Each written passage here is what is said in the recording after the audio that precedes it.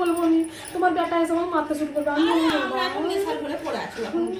আর কাল রাত্রে জানো তো তোমরা তো ঘুমিয়ে গেছো, আমরা এলো 1:30টার সময়, আর এতগুলো শুখা মাছ চুরি করে এনেছে, দিয়ে বলছে কালকে তুই আম চুরি করে আনবি, দিয়ে ওটা দিয়ে শুখা মাছ দিয়ে আমের কচি চচ্চড়ি বানাতে বলছে, ওর বন্ধুরা খাবে।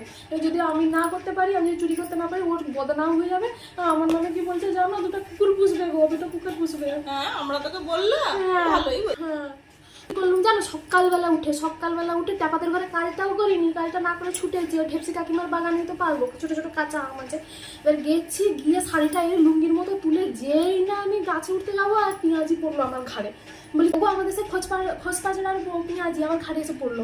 দিয়ে বলে কি হলো রে, বলে পালা পালা পালা, ভাগ ভাগ ভাগ, এত বড় ডাং নিয়ে আসছে ঢেপসি কাকিমা। অমনি ছুটতে গেছে, দুজনে ছুটে গিয়ে পড়লুম কোথায় গুবরে। তুই শেষ পর্যন্ত গু বানিয়ে পড়লি না, ওতে কিছু হবে না, ওতে কিছু হবে না, শুকনা গু ছিল, একটু গন্ধ ছাড়ছিল, আর কিছু হবে না।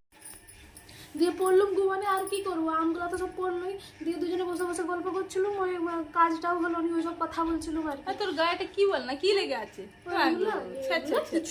না বাবা কিছু না, ওই তো শুকনা গু ছিল, কি হবে, কিচ্ছু হবে না।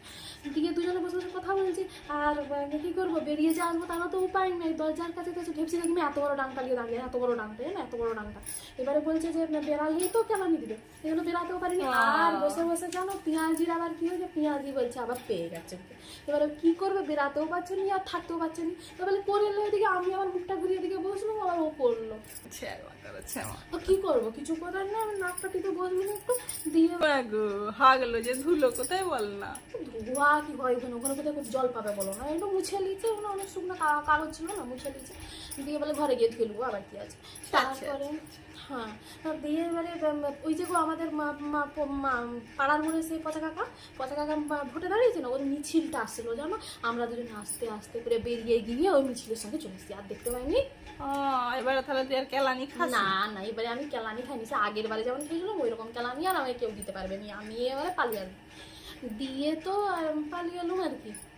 কিন্তু হলো কি, আমাকে তো পেঁয়াজি বললো তো প্লাস্টিকে সব কটা আম তো দিয়ে দেবো, কিন্তু পড়ে গেলে তো গু মানে আমি তুমি যদি খেতাম, সাউরি বউ যদি খেতাম, তো ওইগুলাই ধুয়ে নিয়ে টক করে দিতাম। কিন্তু বেটা শোনা খাবে বলে কি আনা যায় বলো, না আনতে পারলাম নি।